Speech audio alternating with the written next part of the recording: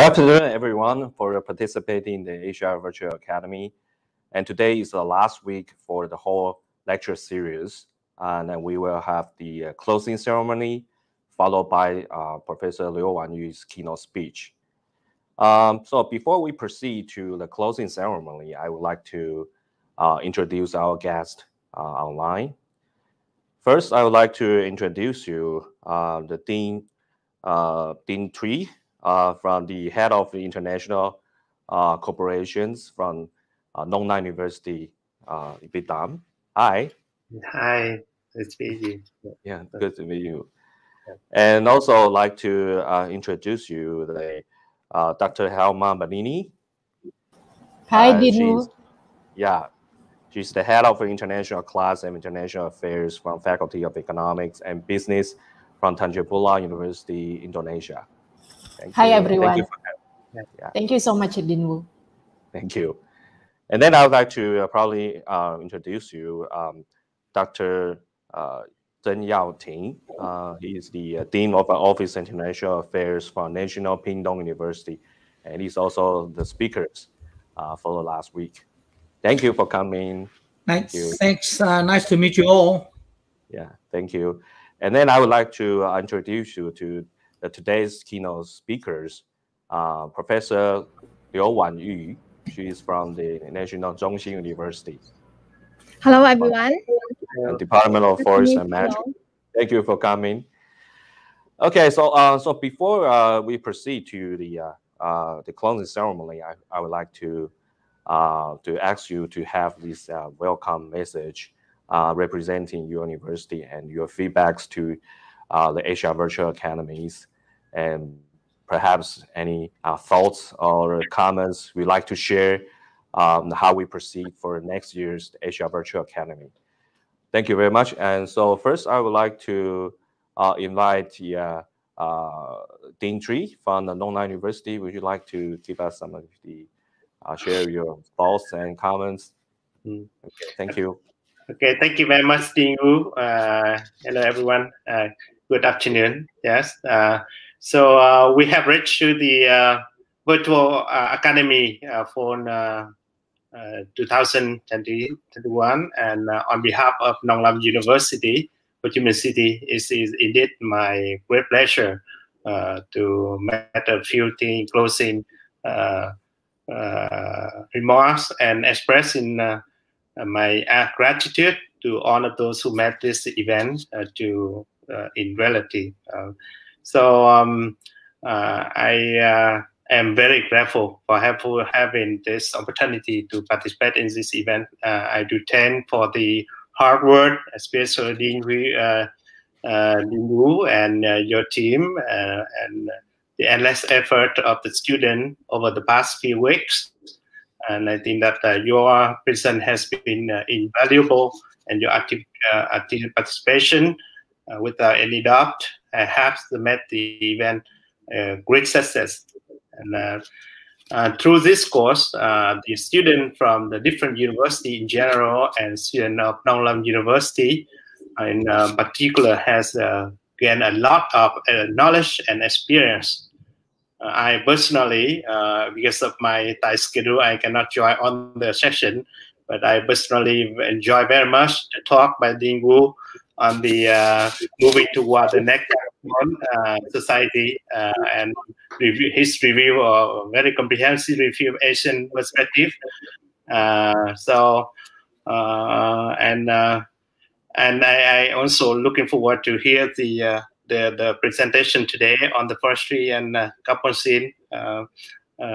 So I hope that after this event, we really look forward to working with you again in the near future.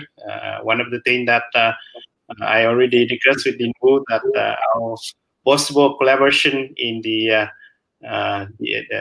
November next year on the international conference on sustainable agriculture and environment.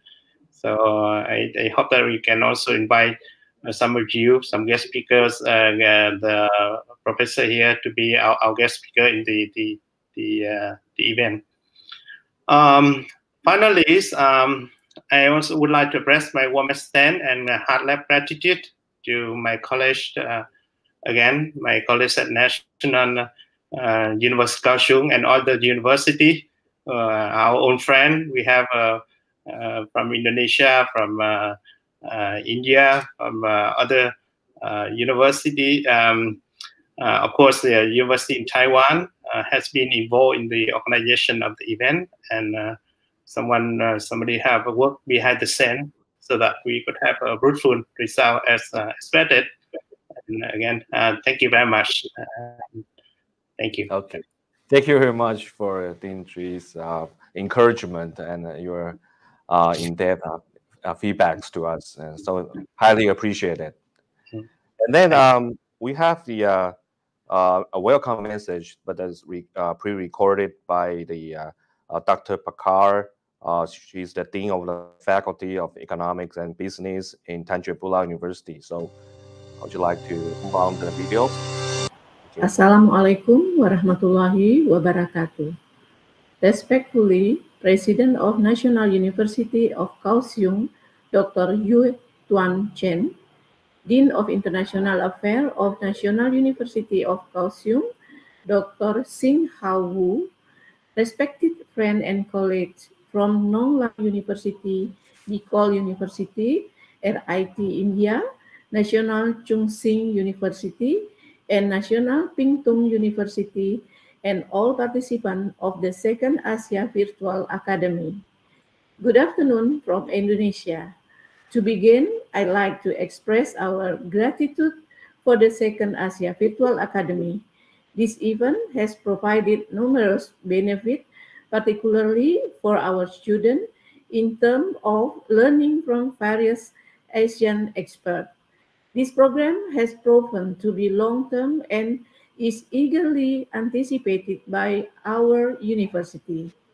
As a result, we'd like to express our pride to the National University of Kaohsiung for inviting us to participate in the first and second Asia Virtual Academic. Climate Change and Global Challenge is the theme of the second Asia Virtual Academy. We have listened to the lecture from NUK, Bicol, Nonglam, Tanjung Pura, NPTU, RIT, and NCHU. Public lecture from these experts of the climate challenge and global challenge have given us an idea of how serious the problem of climate change is. The Faculty of Economic and Business, Tanjung Pura University, realized that the focus of our attention as higher education is to provide a large portion of climate change and sustainability.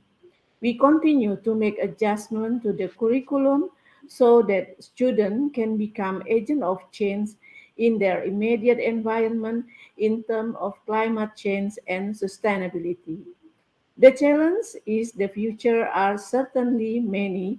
If we talk from an economic perspective, the company also contributes greatly to the occurrence of climate change.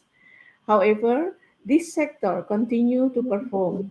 One example is we look at the capital market sector in Indonesia, which carry out a screening process for companies operating in accordance with sustainability and Sharia standards. Of course, there are many long-term and sustainable steps that we must take, and the second Asia Virtual Academy even bring together experts from various universities to discuss climate change and the global challenge. Asia Virtual Academy has helped us determine the focus on the direction of climate change and the challenge we must face together. Finally, this joint collaboration brings enormous benefit to student decision makers in the future. Hopefully, this collaboration will continue in the future. Thank you. Wassalamualaikum warahmatullahi wabarakatuh. Okay, thank you very much for Dr. Bakara's greetings and warm message. Also, Dr. Helma Bellini, because you are also online, would you like to have some welcome message to us as well? Thank you. Of course, thank you so much, Dean Wu. Like our Dean saying that this program has been sustainable. So this is the second Asia Virtual Academy. So we hope there will be another program that relates with the Asia Virtual Academy. We will have perhaps next year. We will support it again as well, Dean Wu. And then related with sustainability that has been created as the bigger picture in our faculty. We want to create and support the idea of climate change and sustainability by creating this green space in our faculty. So actually, NUK has given us an idea on creating and combating the green and then green space in terms of higher education. So this will be the initial step in our faculty, in our university. Of course, there's a long way and then a bigger picture and then challenge ahead of us, but we should start somewhere. Thank you so much, Dean Wu. Okay, thank you very much for Dr. Helma's encouragement. And then I'd like to invite Dean of the Office of International Affairs from National Pingtung University, Dr. Zheng Yaoting. Yeah, thank you. Would you like to give us some welcome message? Okay, I think it is my pleasure to be here to have the opportunity to learn from each other. And I think this seminar or this event is truly very encouraging to all the university participating in this program. And I think National Pingtung University is very honored to have the opportunity to join all of you to share in this seminar. And I think personally, I share some of the USR experience of my university to many of the students and other people. And I do hope that in the future, if we have the opportunity, I would like to meet all of the partner universities of NUK together so that we will be able to do more in terms of the university social responsibility and all other issues. Thank you. I think it is my great pleasure to be here to share something with you all. Thank you. Okay. Thank you very much for Dr. Zhang's encouragement and certainly that the USR project and National Pingtung University is quite remarkable. And we wish that we can cooperate not just with the National Kaohsiung University, but all of the partner university of our Asia Virtual Academy. Thank you very much again for coming. Lastly, I would like to invite Professor Wan-Yu. She's also representing our partner, National Zhongshan University. So would you like to give us some of your feedbacks or your welcome message to us? Thank you. Yeah, okay, on behalf of National Zhongshan University, we are very honored and deeply appreciate National University of Kaohsiung for forming the Asia Virtual Academy and offering different types of insightful speeches under this kind of COVID-19 condition. This event provides a lot of students and professors many learning experiences and insightful knowledge from different fields across the Asia countries. National Zhongshan University will continue to support AVA activities and also keep cooperating with you all universities. Thank you very much. Okay, thank you very much, Professor Liu.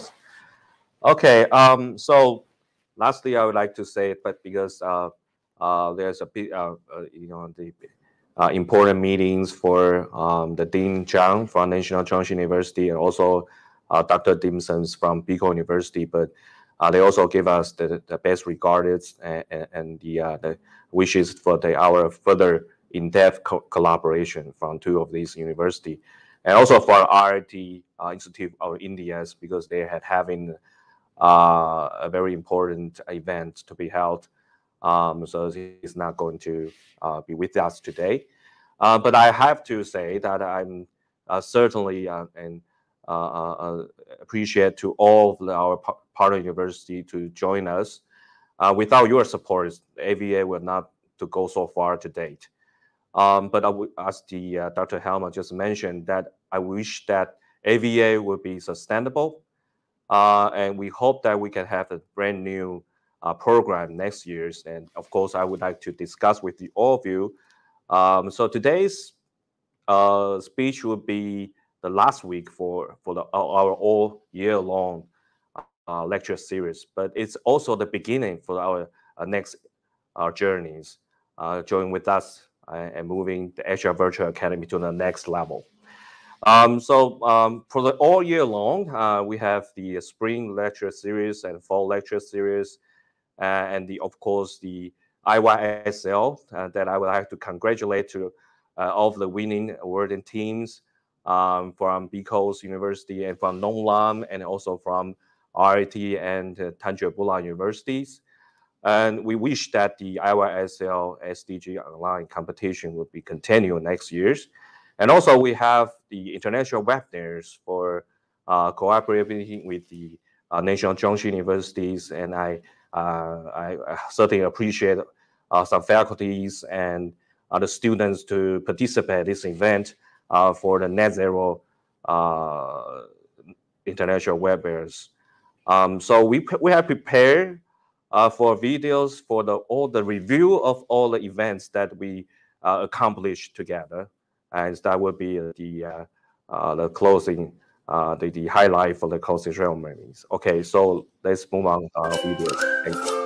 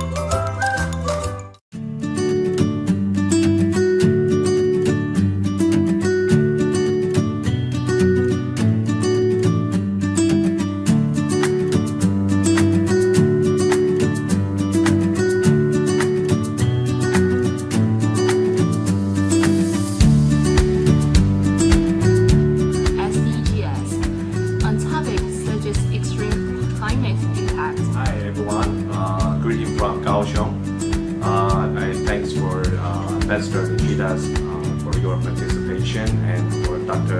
Director Sushima Kakari. You are writing about small old boat from Africa to New York.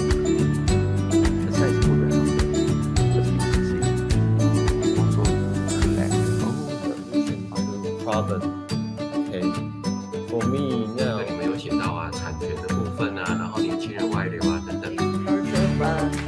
Connect the consumer and the producer. What kind of resource you need to? Of 2021 Iowa SL Online as DGS Innovation Competition. This is Principal Wan-Yu speaking from National University of Kaohsiung. 我们这一次的竞赛呢，透过学生跟老师，还有我们在地的社团，大家一起来发现问题、解决问题。很高兴看到高雄大学2020国际青年永续领袖计划今年延续办理第2届，持续为国内外的青年提供实践社会关怀的机会，打造创新提案的交流平台。It is my great pleasure to welcome all of you participants to the 2020 International Youth Sustainability Leadership Program, the United Nations Sustainability Goals Innovation Competition. I'm happy to know that as an international community, we have this drive for innovation. This must be fostered at all costs. Innovation gives way to discover newer and better systems, ideas, and processes. Innovation leads to progress. It has been a blessing for us to receive such tremendous support and to be able to participate in this competition with 2 teams made up of students from international class FEB UNTAD. Taiwan, based on the results of the most recent survey, more than 80% of the island and the coast. First is the change in climate, which results in the rise of water temperature. Due to the rising temperature, drought and landfalls enable cities and communities supporting livelihood. Myself, Saurabh Musle, I am representing Star Taking. For education, raising people's awareness of forest values must be straightforward yet engaging to reach as many people as possible. Our project is designed specifically to reduce the need for traveling, which includes professional training, healing or relaxation, and students of all levels. People there, farmers, they only got 1/4 of the area income because of the single crop. And local residents decided to preserve these historical sites. After their hard work, 5 land buildings were operational expenses. Its unique value proposition is that it addresses reproductive and maternal healthcare needs at a local scale with the use of available technological devices. Its unfair advantage is that there are no other up-to-date, reliable. This town really inspires food to tempt consumers to make a purchase. The sharing fridge, on the other hand, in the community, a halal ecosystem. Are there problems in the development of Indonesia halal ecosystem? From this background, we will present an innovative idea about total amount of dragon fruit production in Vietnam is quite high, over 1 million tons, indicating that Vietnamese farmers can get a lot of money. Across the provinces of the Bicol region, based on the results of the early language literacy and numeracy assessment conducted in target school, this year, 47% of the learners from grade 1 to 3 have fuller pressure reading proficiency level, which is so they are very small compared to their effort, which also takes a long time. Not to mention there's also a risk of crop failure, where a middleman earns the big profit in a short amount of time with small amount of risk and effort. In fact, to listen to your creative is also different. Just like you all make a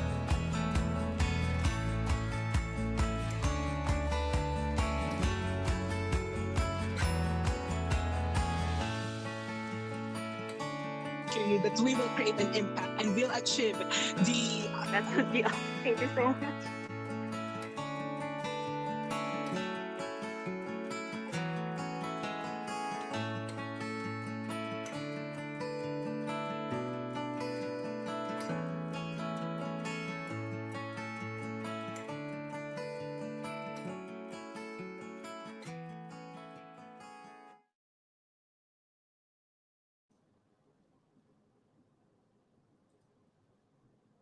Okay, so that's the review videos for all of you. That I hope that will be a memorable moment that all of you have been participate in this event. So without your all support and warm, I think this during this pandemic difficult times but we hands to hands, and we face the same challenges, especially in our regions.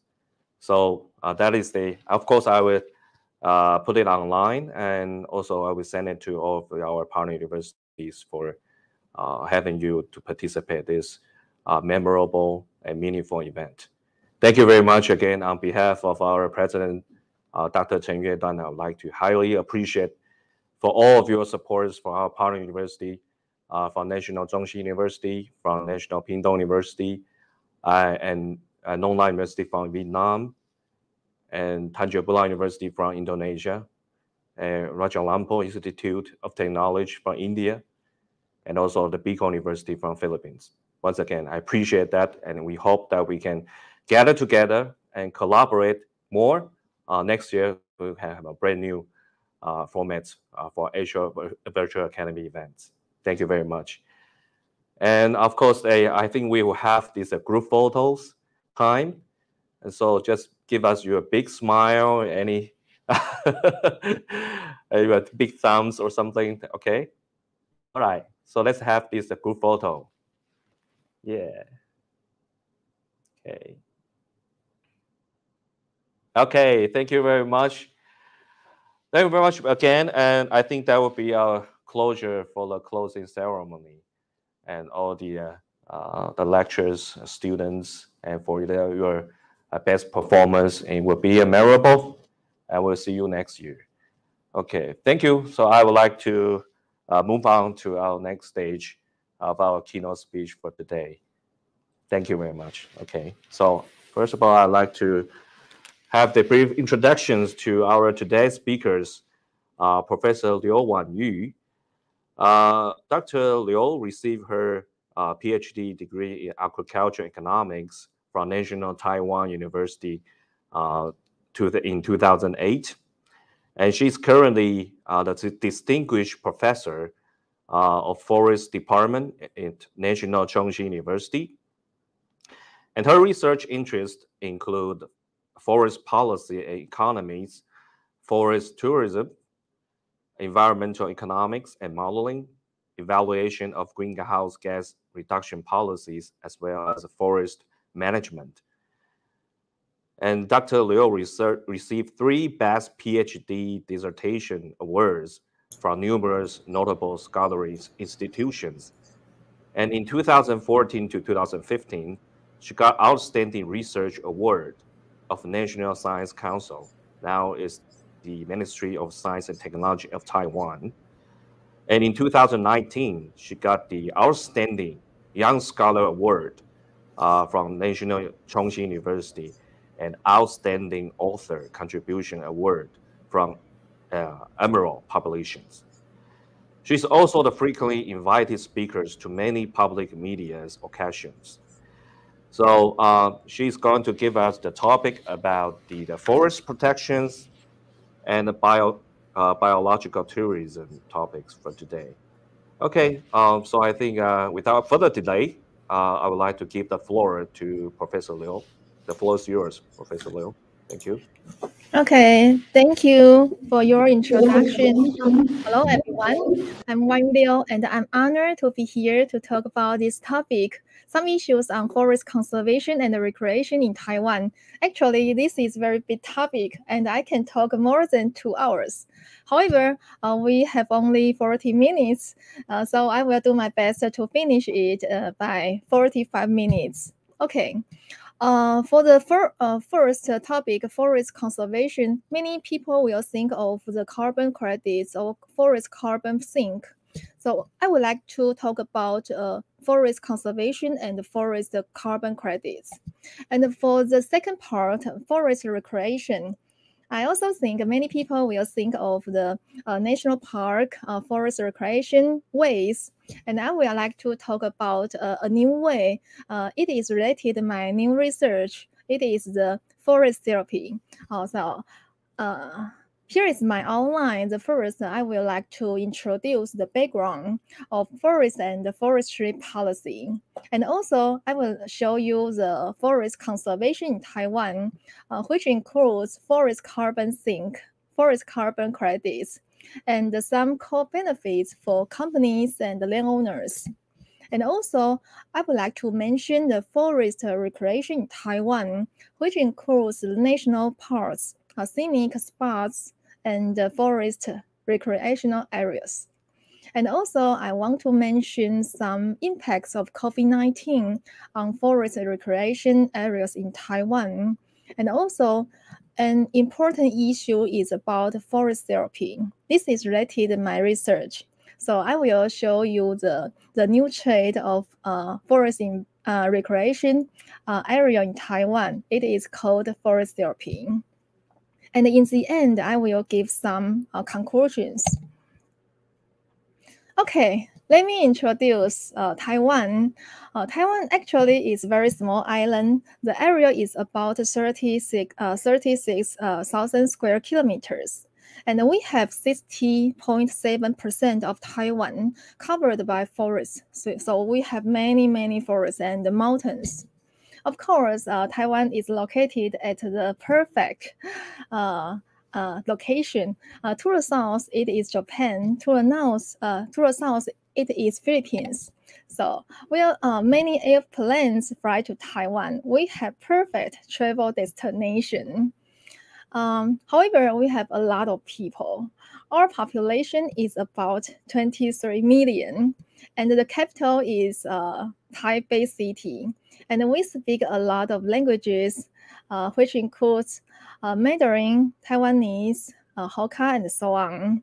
And the GDP per capita of Taiwan is about 25,000 US dollars per year, and it has been increasing.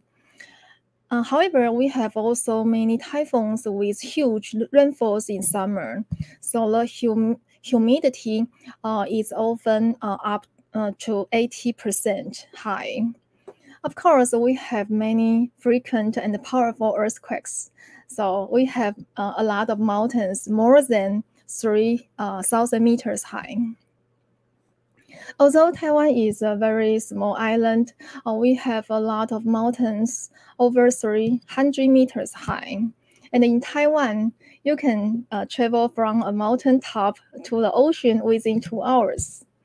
And due to the extreme altitude, so Taiwan have a lot of habitats, different kinds of habitats, and also support rich tree resources. So in the past, Taiwan has one of the timber exporting countries in the world. However, we face a lot of pressures from environmental groups because we have many typhoons and the natural hazards happen in summer. And also we have many steep mountains and short distance rivers. So since 1990s, we have implemented a policy of logging ban since 1990s. So nowadays, our forest just focus on the forest conservation because the forest conservation is more important than forest logging in Taiwan. And we can see the left figure. The timber area is less than 20%, and the natural reserve and the national protective area are more than 80%. So we can see we just focus on the forest conservation. And the logging is not restricted only to small commercial plots. So in the past decade, about 2 million new trees has been planted per year, so it is very low. We can also see from the left figure, the reforestation area has been decreasing from 7,000 hectares to 1,000 hectares. So also the deforestation volume is also very low, and the wood self-sufficiency ratio is very low as well. And the wood self-sufficiency ratio is less than 1%. We can see the figure during the past 20 years. The highest self-sufficiency ratio is in 2009. It is about 0.8%. And the lowest ratio is in 2010. It is about 10.32%. So we can see they are all low. So it is the big problem we face. And also the GDP of forest in Taiwan is less than 1% of total GDP of Taiwan. The GDP of forestry is about $7 million per year. So it is also very low compared to other industries. However, we want to change. In 2018, Taiwanese government held a national agricultural symposium, and our President Tsai declared that the wood self-sufficiency ratio must be increased by 5% within the following 10 years by 2028. So in other words, we want to increase the ratio from 1% to 5% within 10 years. So I think it is a challenging target for us. And it is shown that our government want to change the industry, the forestry industry, and build up a new forestry management. And I also attended this kind of symposium, and I also provide some policy suggestions in this symposium. However, you may ask, how to make a big change in Taiwan, and how should we do for forest industry? In my opinion, we can see two sides. From the supply side, I think we should harvest more timbers legally, and we should lower the environmental groups' concerns. So I think zoning is very important. Which places, we should make sure which places are suitable for forest conservation and which places are suitable for forest production. We should make sure first. So zoning is the most important thing. And in other words, we should also teach the Taiwanese public the cutting tree is not a bad thing. It's not guilty. Cutting tree is normal. So maybe we can teach the Taiwanese public by environmental education. And from demand side, we can encourage the consumers to buy more domestic timber products. But consumers cannot distinguish which one is come from other countries and which one is domestic. So I suggest the government should promote the domestic wood labels mechanism. However, we also face a lot of problems. The planting trees, the cost is too high, and the land is too expensive, and the supply is not enough. So the current strategy, our government is to subsidize the differences between the price of the importation and that of domestic timber products. And in the future, we hope we can increase the willingness to pay for consumers to domestic wood products. So we think we have far way to go, and it needs some time to reach the target. So here are some new policies goals of Taiwanese forests. We have 4 goals. The first one is related to industry. It is that we should develop a superior forest industry and carefully cultivate forest resources. In other words, we should improve the conservation and promote the planting of trees and afforestation or reforestation. And also, we should encourage people, especially for young people, to engage in the forest industry. And the second one is that we should develop a safe forest industry and implement the restoration and protection of national land. It is related to conservation. And in other words, we should conserve the national resources and restore more forest lands. So it is related to a conservation goal. The third one is also related to conservation. We should develop an ecological forest industry and protect the environmental resources. It means that we should enhance the management in protected areas and also promote community forestry and encourage some people to participate in some communities, especially in remote areas. The first one is about recreation, and I think it is the most special one for new policy goals. It is that we should develop the forest recreation industry and provide a high quality, sustainable, and meaningful tourism experience. In other words, we should build a safety in forest recreational area, and we should promote some environmental education in forest natural resources of our natural environment. And of course, we also should maintain the forest culture because it is very important to sustain the forest history. So we also want to promote the environmental education or culture of forest in the forest area. And of course, to sum up, we hope we can revitalize the new forest industry, and it has the disaster prevention, healthy forest recreation, and community functions. So it means that we want to do more than just conservation in the future.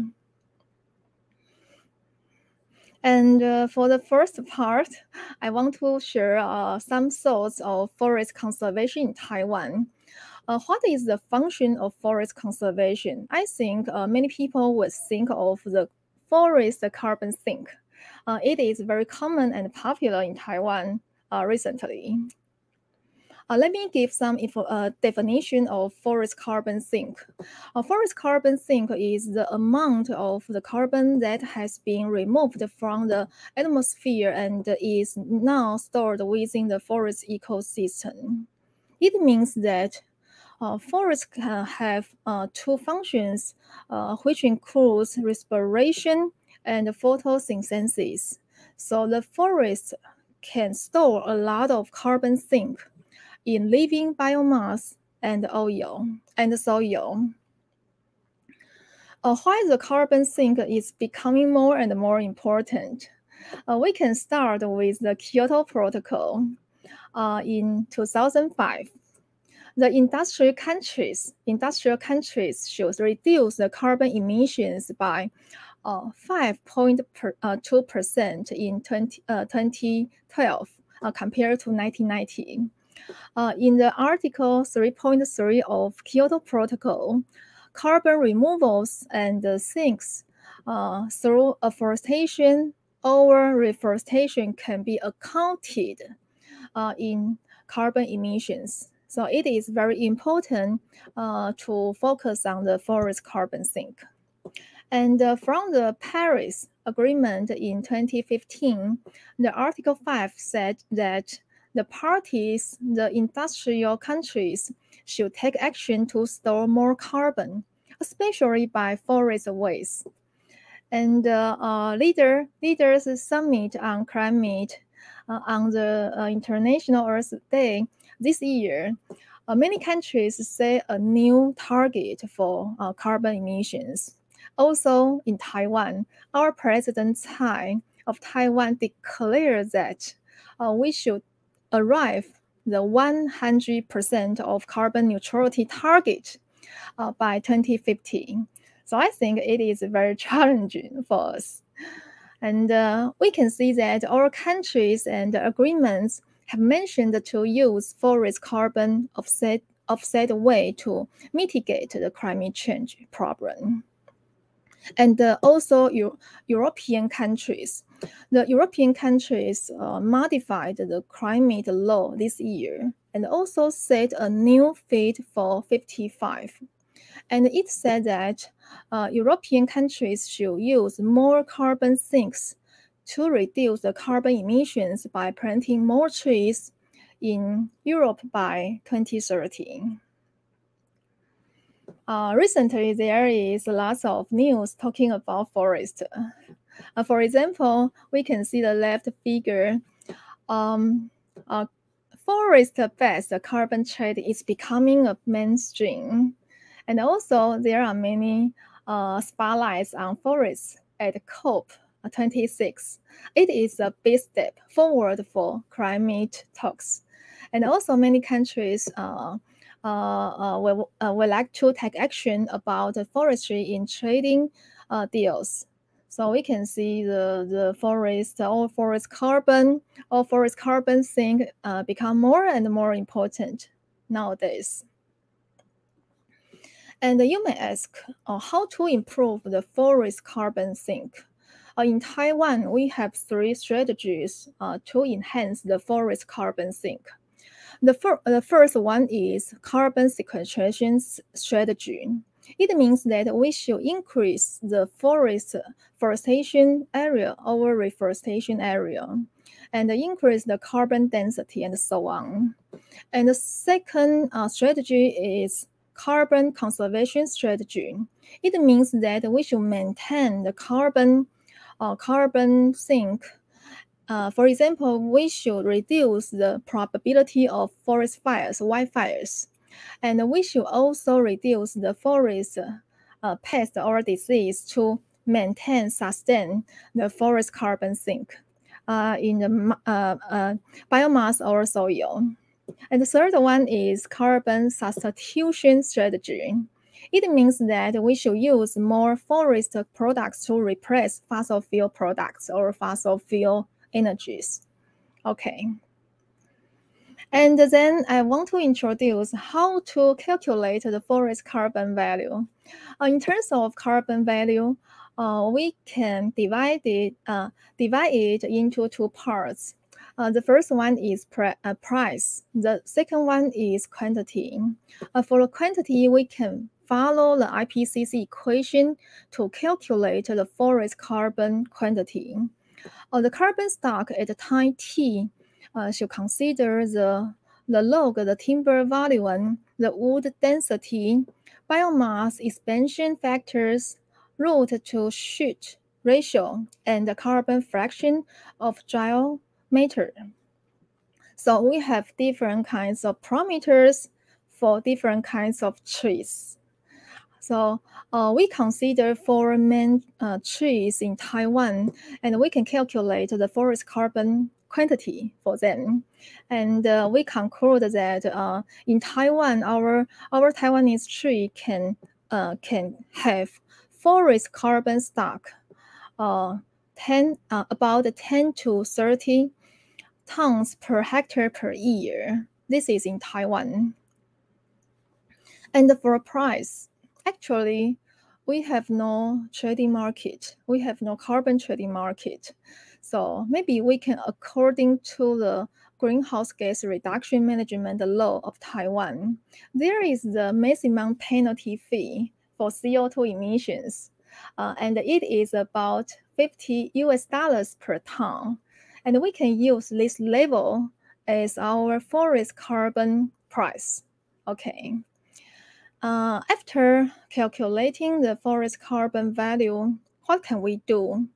We can turn the carbon value into carbon credits. In other words, we can certificate the carbon sink into the carbon credits. The carbon credits become more and more important because we should arrive at the net zero target in 2015.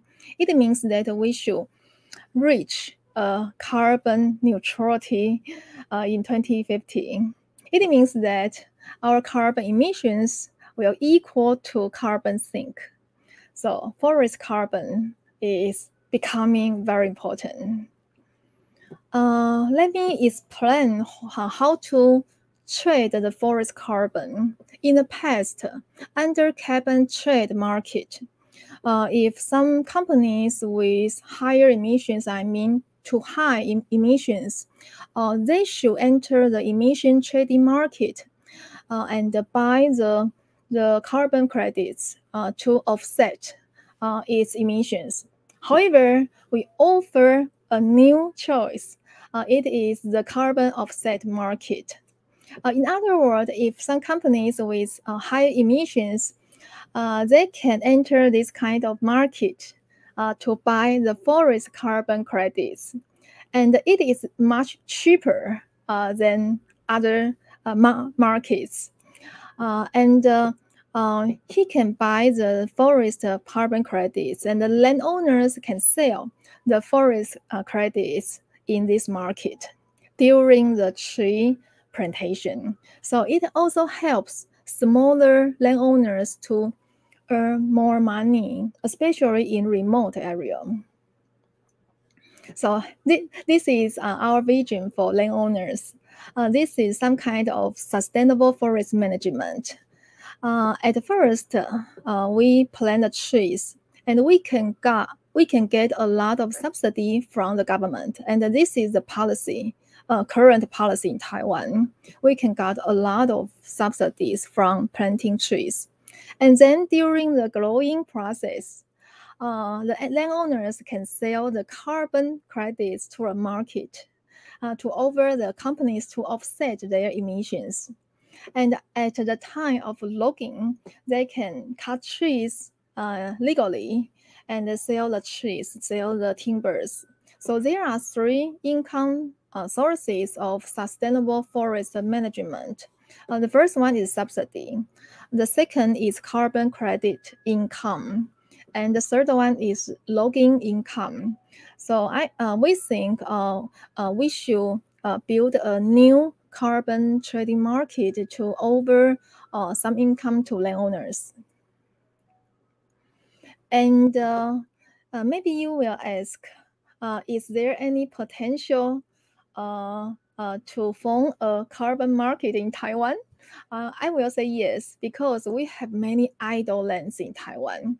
Because of logging ban, there are many idle mountains. There are many idle mountains land. There are many idle flat lands. So we can use these kinds of lands to plant new trees and to store more carbon sink. And also we have many buyers because we have many companies which are export oriented. They have much pressures of carbon offset. So they have incentive to buy forest carbon credits. And we have also many sellers because most of our foresters are small scale. So they need more income to maintain their forest. So we think the carbon credit or carbon market are necessary in Taiwan in the future. Here is our dream, just a hope for the whole concept of the carbon credits ecosystem.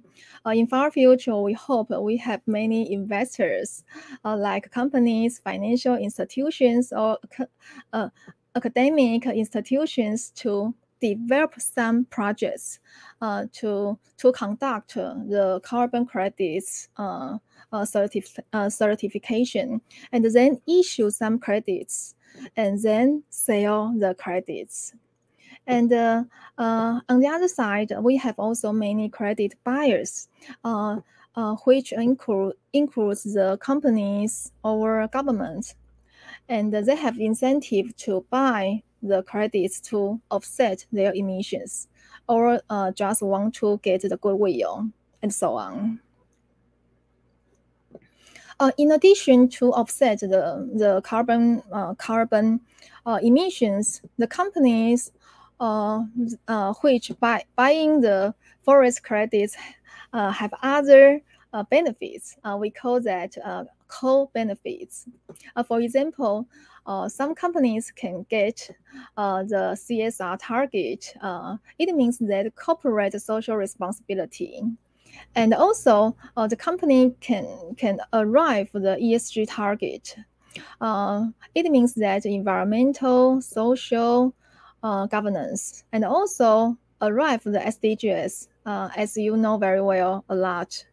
And buying the forest credits can earn the green image for companies. Okay, this is the first part, and I want to introduce the second part about the forest recreation of Taiwan. And this picture is in Xitou Forest Recreation Area, and it is very famous. It is located in Nantou County, and it is under National Taiwan University. So welcome to Taiwan. Welcome to the Xitou Forest Recreational Area. Let me give some definition about forest recreation. First, forest recreation is the practice of forestry mainly to serve as recreation forests for the urban and the rural people. According to the United Nations, the urban population will increase 20% by 2050. So urban forests are becoming more and more important because urban forest is close to urban people, and urban forests can provide natural resources, recreational facilities, or entertainment opportunities for urban people. And here are some benefits of urban trees. For example, urban trees can reduce the heart disease, the rates of heart disease, and they can cool the cities, I mean the temperatures, and also reduce the air pollution, and reduce the stress of urban people, and also can support the social platform, social skills, and also increase the physical activity and protect biodiversity by providing habitat. So there are many functions about urban trees.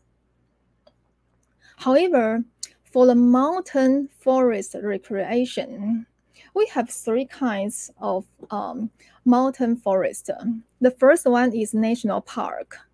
We have nine national parks. I think the Yushan National Park is well known because there is the highest mountain, that is Jet Mountain, near 4,000 meters high. And we have also Yangmingshan National Park. It is also very famous because it is close to Taipei City. So many Taipei people would go to the Yangmingshan National Park in the weekend. And we have also Kending National Park. It is also very famous in providing marine ecology. And also in Kinmen, there are many special historical buildings. The second type is the national scenic areas, and we have 13 national scenic areas. They are under the Tourism Bureau of our government. As you know very well, we have Sanming Lake or Alishan National Scenic Area. And the third one is about national forest recreational areas. And we have 22 national forest recreational areas, and 18 are under the Forestry Bureau, and the 2 are under universities. One is for National Taiwan University, and the other one is under Hsing University. It is my university. And let me briefly introduce the national park. We have 9 national parks. However, we have totally different scenarios about the different national park. We have very beautiful sunrise, sunset. We have also historic sites in Kinmen National Park. They are very special buildings, and we have a very special cliff And also we have the highest peak in Hsing National Park, as I mentioned earlier. And in Kending National Park, we have a lot of marine ecology. And the second one is about the National Scenic Area. And we have 13 national scenic areas. And I believe you have heard it. Alishan National Scenic Area, Samu Lake National Scenic Area. And I want to introduce another famous one, the North Coast National Scenic Area. The most famous scenic spot is the Queen Head, because the rock or stone is similar to Queen Head, and the neck of Queen Head is becoming more and more thinner. So because of the wind erosion. Okay, the third one is about the National Forest Recreation Area. And one of them is Hsing Forest Recreation Area. And it is under our university, National Zhongxin University. So I will spend some time to introduce the Hsing Forest Recreation Area. In Hsing Forest Recreation Area, we have many trails providing people to relax themselves. And the most well-known scenic spot or most famous scenic spot in Hsing Forest Recreation Area is this, Frog Rock, because the stone looks like a frog. However, it disappeared due to a typhoon. So we set up a memorial to it. So it is funny. And we have also many special trail, like tea trail or banana trails, because in this kind of trail, we have a lot of different kinds of species of tea or banana. And welcome to Taiwan, welcome to National Zhongxin University, and welcome to Hsing Forest Recreational Area. And it is located at the middle part of Taiwan, so it is very near to Taichung City. In spring, you can enjoy the cherry blossoms, and in summer, you can see the fireflies. And in fall, we have a wood festival, and it is very popular, very famous in Taiwan. And in winter, we have excellent hot spring for people to relax. And I want to introduce some special conservation bird. It is called the Taiwan blue magpie. It is one kind of conservation bird in Taiwan, and it is very rare in Taiwan. However, you can see them everywhere in Hsing Forest Recreation Area. Maybe because we have not enough tourists, and you can see them very easily near the information center. So welcome to Taiwan, welcome to Hsing Forest Recreation Area. Another important issue is about COVID-19. So I want to talk about the impacts of COVID-19 on forest recreation area. And as everybody knows, the COVID-19 has negative impact on tourism industry. So also change human behavior a lot. And after COVID-19, people should stay at home or tend to avoid crowded places and switch from the indoor activities to outdoor or open spaces to relax. So the forest recreation area is one of the best choices. And what happened to the number of visitors in Taiwan in forest recreation area? And we can find that among 20 forest recreation areas, most of them have higher visits in 2020 compared to 2019. It shows that Taiwan has a revenge travel condition. So it is very special. And let me introduce, we have a new trait. This is the forest therapy. Why we need forest therapy? According to the OECD report, the working time of Taiwan is more than 2,000 hours every year. It ranked number 6, only after Singapore, South Korea, and so on.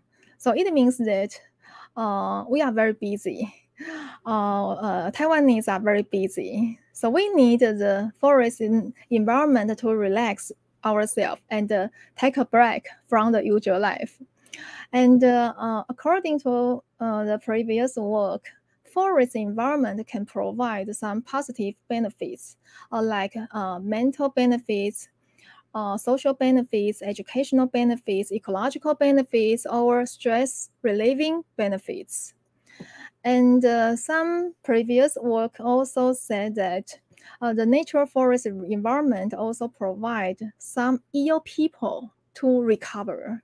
So it is called forest therapy by some Japanese scholars. So what is forest therapy? If you have too much pressure and too tight schedule, then you have a serious headache, unusual heartbeat, or higher blood pressure, and then you will go to the hospital and you will register the Department of Psychology. And then the doctor will write a prescription of 3-day forest therapy instead of medicine. In other words, you should give up your mobile phone, your laptop, your computers, any devices you cannot bring any of them, and you should stop working and go 3-day forest tour to relax yourself. And many evidences say that it is very, very effective. And we conduct some experiments in Sichuan Hospital and the Xito Forest Recreation Area. And it is called forest therapy. And here are some advertisement and posters of forest therapy in Taiwan. And we have professional classes design, and we also provide some professional experiences design. And we provide the people just enjoy the peace and deeply relax in the natural environment. And you can feel 5 senses, including smell sense, hearing sense, taste sense, tactile sense, and vision sense. And forest environment can promote your health and recover your body.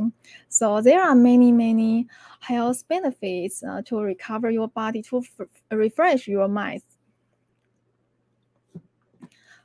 For the healing purpose, some people will choose the natural environment to relax and to improve their health in Taiwan. However, some people think the environment, the natural environment, or forest environment is very, very professional. So we need some tour guide or some ecological interpretation to tell us, to teach us knowledge, to make me get a lot. But some people don't think so. Some people think the tour guide or the ecological interpretation will interrupt the recreational experiences. So is it good or not for experiences or forest therapy? So this is my short research, and I want to share with you. And our research has 2 goals. The first is to investigate the effects of forest therapy, and which includes the happiness effects, stress relief effects, and emotional effects. And the second goal is to investigate whether the ecological interpretation influences the effects of forest therapy. And this is our research, and this research has been published in the International Handbook of Forest Therapy in 2019. And we chose the Kanding National Park as the study site because it has unique species and geological features. And the admission is for free. So it provides a lot of incentives for people to visit the Kanding National Park. And we deliver the questionnaires to tourists face-to-face to ask their overall experiences. And for questionnaire, we have 4 parts. The first one is for tourist attributes. The second one is about happiness effects. The third one is stress relief effects. And the first one is emotional effects. And the last three part is related to forest therapy effects. And the total items are according to the previous work. And the survey was conducted by random systematic sampling in the national park. And we should answer 3 questions. The first one is, does ecological interpretation improve the forest therapy effects? And this was conducted by variance analysis. And the second question is, what are the main factors of forest therapy?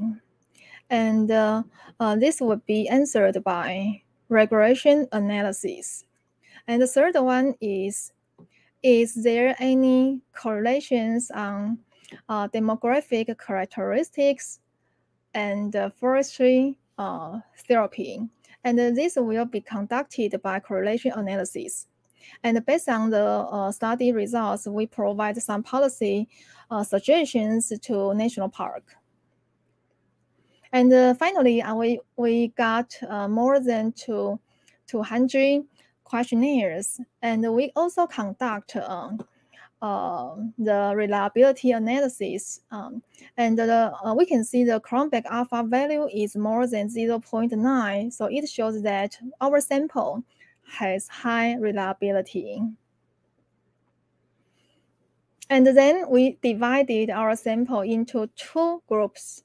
The one group is with the ecological interpretation, and the other group is without ecological interpretation. And we can find the basic result from this table.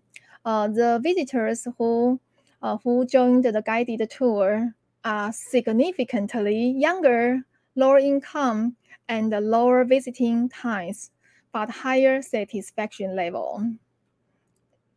And then I want to answer the first one question.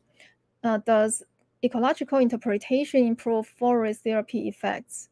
And this will be conducted by variance analysis. And here is the variance analysis result. We have 3 dimensions about forest therapy. The first one is happiness effect. The second one is stress relief effects. And the third one is emotional effects.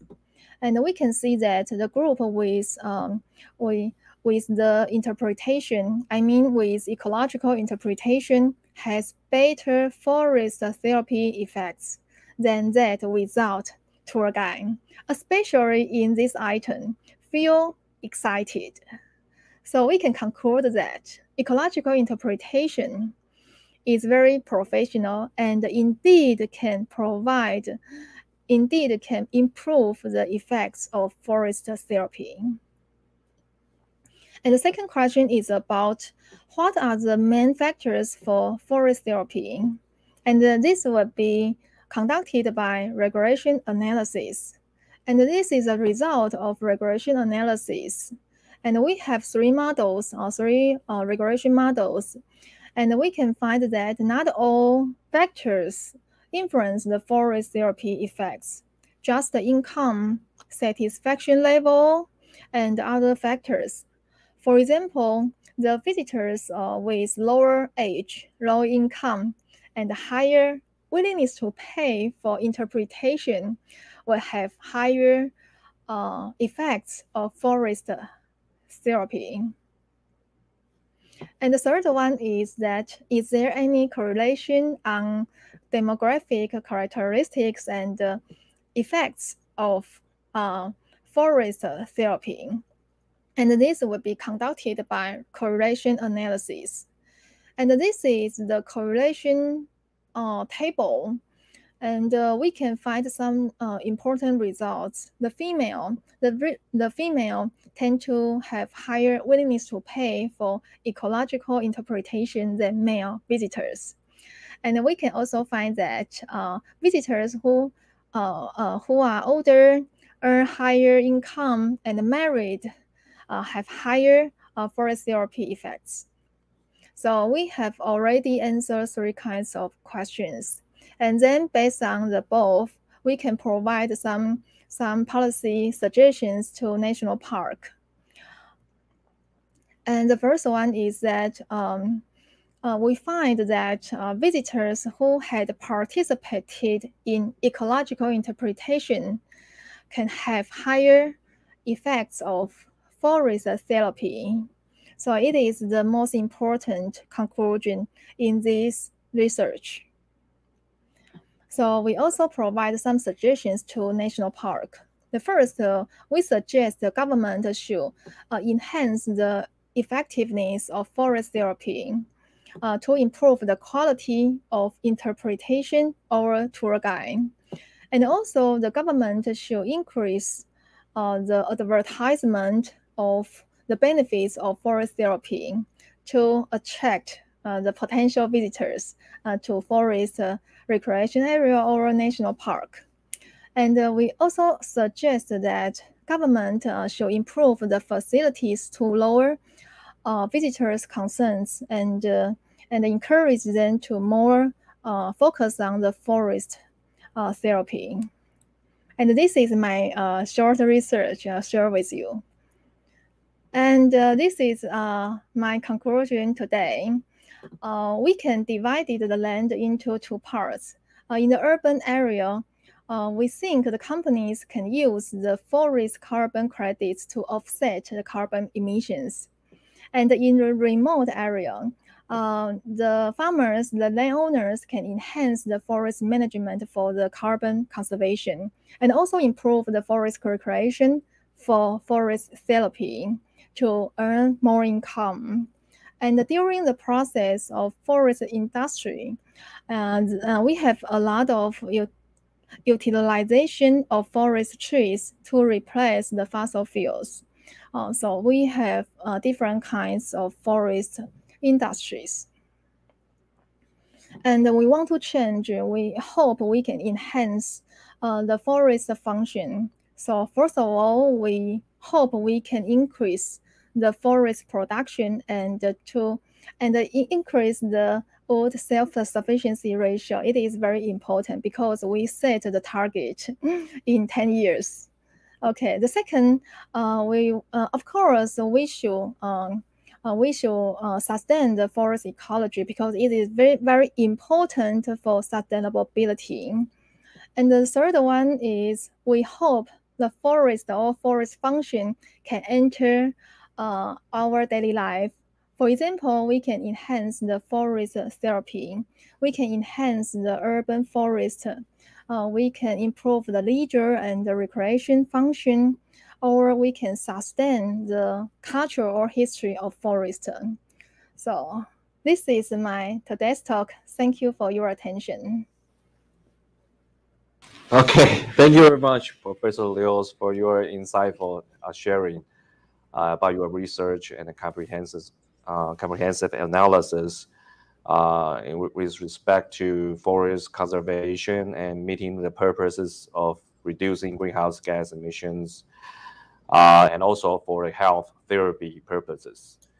So thanks again for Professor Liu's insightful comments and sharing. Okay, I think we are proceeding to the break time. And we have the promotional videos from the National Zhongxin University. So during the break times, please, participants, could you put on your questions on the chat box, and then we have some times for Professor Liu's to look it over and to answer any priority questions. Okay, thank you. So let's proceed to the.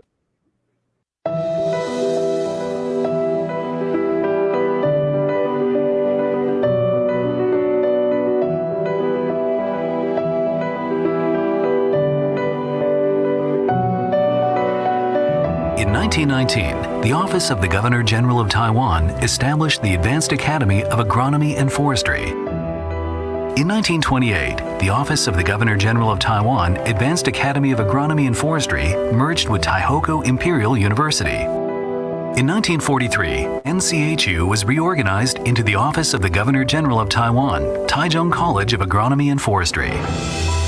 In 1944, NCHU was renamed the Office of the Governor General of Taiwan, Taichung Agriculture and Forestry School. In 1945, NCHU was renamed the Taiwan Provincial Taichung Agricultural Junior College and established 3 departments: agriculture, forestry, and agricultural chemistry. In 1946, NCHU was reorganized and upgraded to the Taiwan Provincial College of Agriculture. In 1954, NCHU participated in the first university entrance examination held in Taiwan. In 1961, NCHU integrated the College of Agriculture, College of Law and Business, and College of Engineering to form the Taiwan Provincial Zhongxin University. In 1971, NCHU was reorganized into National Zhongxin University. In 1999, NCHU established the first College of Veterinary Medicine in Taiwan. In 2006, NCHU became the top-notch university in central Taiwan. In 2014, NCHU merged with the affiliated Taichung Senior Agricultural Vocational High School and the affiliated Senior High School of National Zhongxin University. In 2018, all 9 colleges of NCHU were founded. It took nearly 100 years of development for NCHU to finally reach its position of distinction.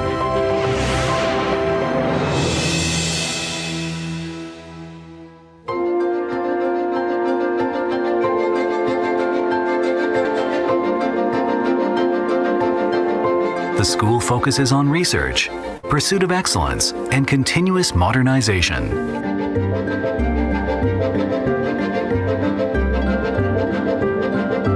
This process is not only an academic achievement, but also a commitment to students and education.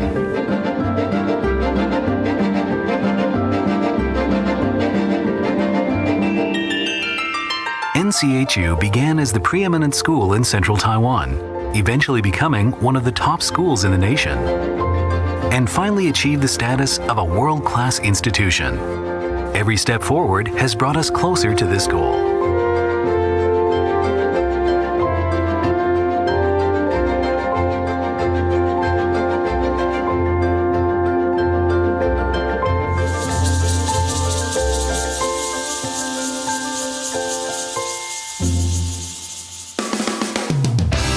NCHU remains adaptable and holds multiple advantages in the halls of academia. NCHU takes up challenges in many fields of research. NCHU constantly strives for innovation and nurtures as yet unrealized creative possibilities. 3 fields: the humanities and social science, science and engineering, and agricultural and biological sciences form a triad of excellence within which NCHU has demonstrated impressive academic performance. In the field of humanities and social sciences, NCHU has accumulated a significant body of in-depth research ranging from politics to economics, spanning local and global issues, with forward-looking and groundbreaking results. With regards to the field of science and engineering, in recent years, the research accomplishments of NCHU have been widely recognized for their technological innovation, with many research endeavors drawing the attention of the international media. Not only is NCHU on the cutting edge of academic research, the university also implements technological applications in industries and everyday life. In the fields of agricultural and biological sciences, NCHU surpasses leading benchmark schools in terms of both citations and academic achievements. Moreover, the international academic standing of NCHU continues to rise due to a variety of distinguished research findings.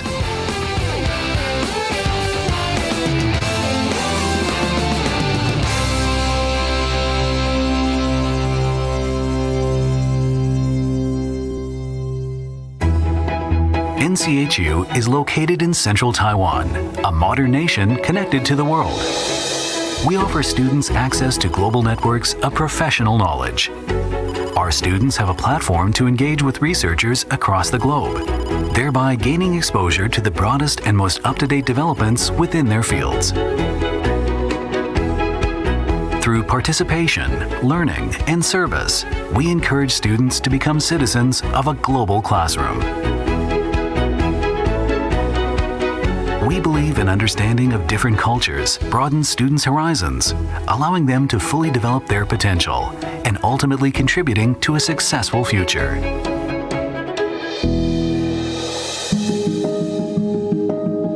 NCHU offers an open learning environment. We aim to develop students with the ability to think independently, invigorated with the spirit of lifelong learning.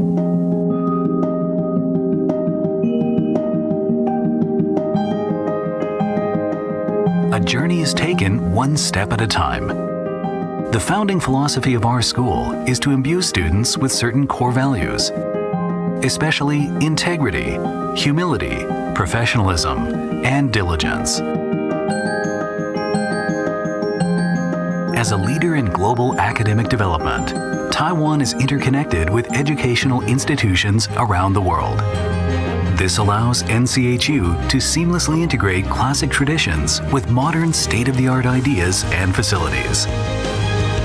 Ultimately, National Chung University provides students with the opportunity to experience a world-class research university.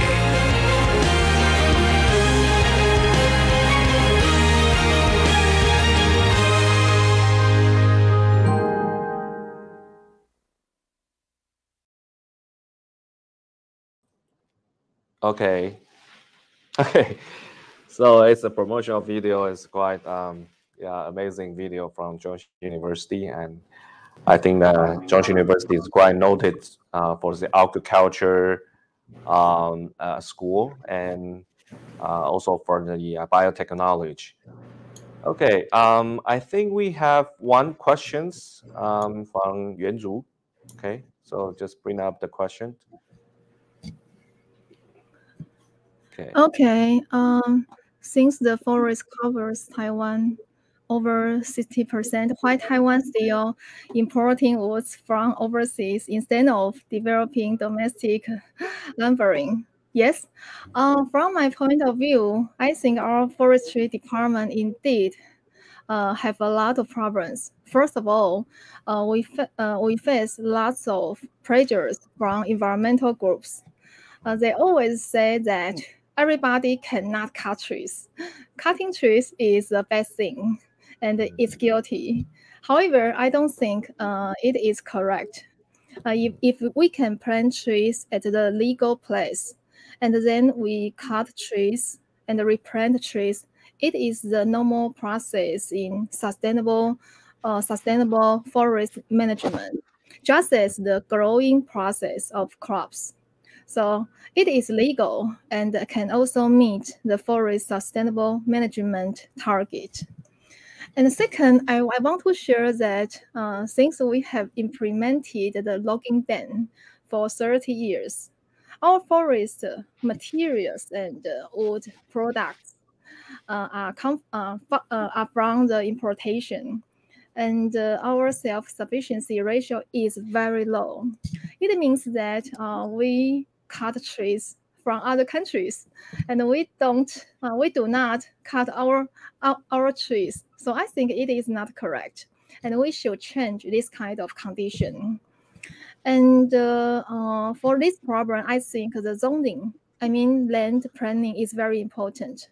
We should communicate with environmental group, and we should sit down together and figure out which lands are suitable for planting trees, for forest production, and which lands are suitable for forest conservation. And I know the zoning is challenging because there is nobody want his land to be divided into conservation area. Okay. And I think the third problem is that most of our forest land is small scale, and cannot meet the economic scale. So they cannot make enough money. And also the cost of domestic forest products is very high, and the land is very expensive.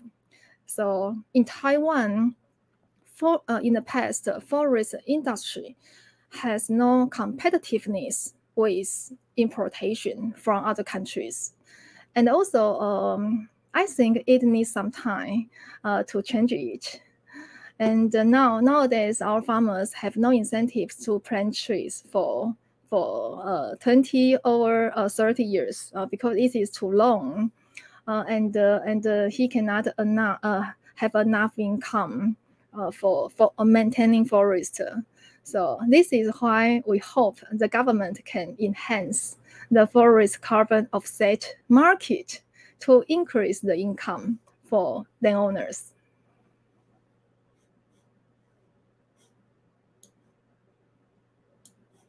All these questions.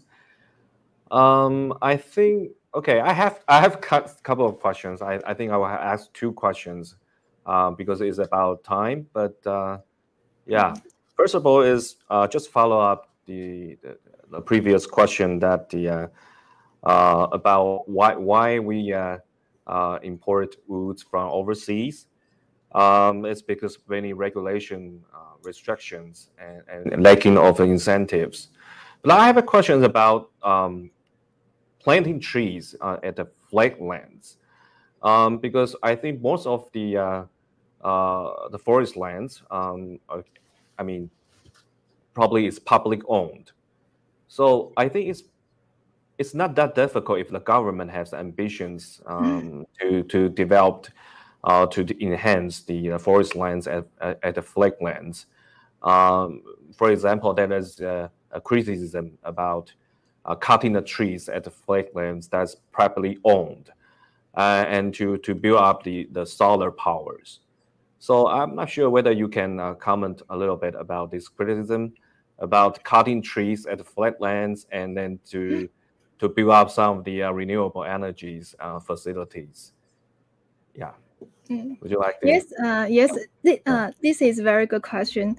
I think one of our problem is that our forest lands is very small scale and cannot meet the economic scale, and the planting tree cost is very high, and also in mountain land or in flat lands, and so I think the cost of planting tree is very high and no competitiveness with importation from other countries.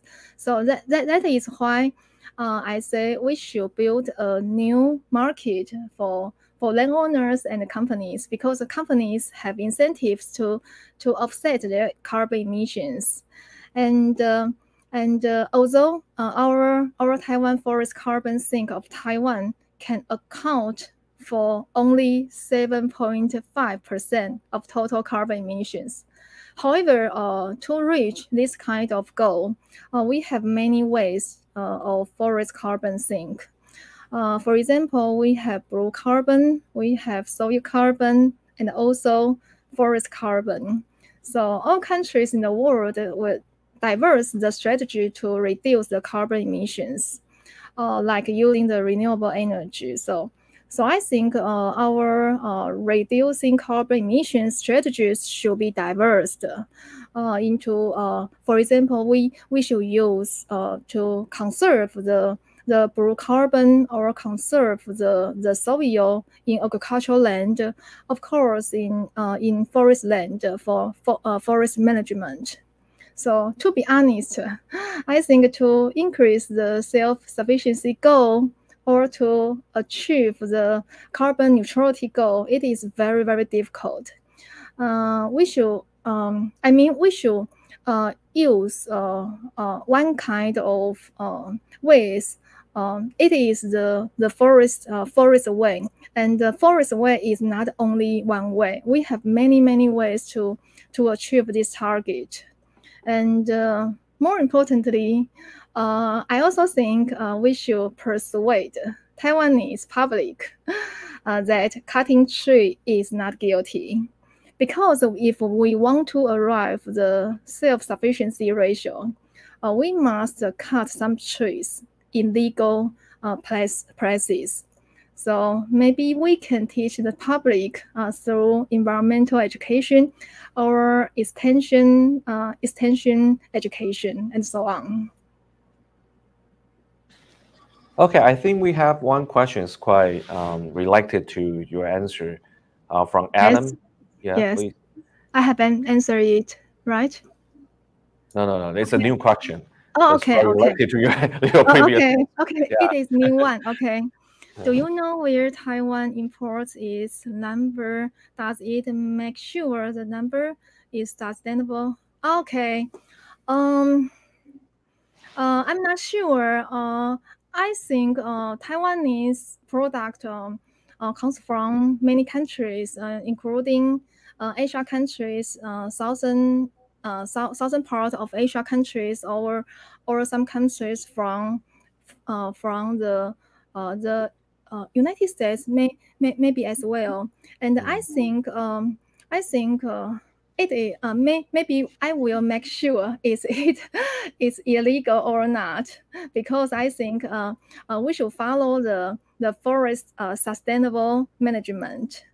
So I think the label mechanism is very important for this kind of issue, because we want to make sure the source is legal instead of illegal. So we may use some labels or some mechanism to check it is legal or not. Yeah. Okay. I think we have last questions from Lauren. Yeah. Okay, the best contribution of Taiwan in the past, the major contribution of Taiwan forest is forest conservation, because we have implemented logging ban for 30 years. So it is a long time, and we should change it. So that is why I share today. We want to build up a new forest industry, and it is includes the forest conservation function and the forest recreation function, especially in urban area, because I think in far future the urban people will become larger, become more than remote area. So we should enhance the urban forest in urban area. And it provides a lot of function to people, to most people. So the urban tree, the functions of urban trees includes the healthy effects, our forest therapy, our stress relieving benefits, and so on. So I think there are many functions, and that is why I mentioned earlier. We hope we can enhance different kinds of functions of forests instead of just conservation. Okay, thank you very much, Professor Liu, for your insightful comments and your outstanding answer to those questions, and to make us more better understanding about the importance of forest conservation. And I think many of our Asia Virtual Academy partner institutions will also have agriculture and forest schools and departments. So I think it would be a continuing questions, issues that we can collaborate and discuss further. But because sadly there's about a time limit, so we cannot take any other questions. So once again, I appreciate for Professor Liu's wonderful keynote speech, and thanks for your time and for your encouragement during our closing ceremony. Okay, so I think it's our great honor to spend the last 14 weeks with all the participants from our partner universities. And thank you very much for making this virtual event a reality. So on behalf of NUK, I would like to extend our highest respect and most sincere gratitude to all the participating universities, experts, faculty members, and all the students. During these past 14 weeks lectures, we have in-depth discussion and this exchange of ideas on the topic of climate change and global challenges. So together, we seek for potential actions against the global challenges, including climate change. As this lecture series ends, I believe we all have the same feeling that we are fighting against climate change impacts together. With the partnership of Asia Virtual Academy, we will keep extending our common ground and strengthening our cooperation with more possibilities to promote academic and cultural exchanges. So next year, we are planning to launch a new event under this platform. So today is a closing speak marks the end of AVA 4 series, but also means that it's the beginning of our new chapter. So we will look forward to see you in AVA in 2022.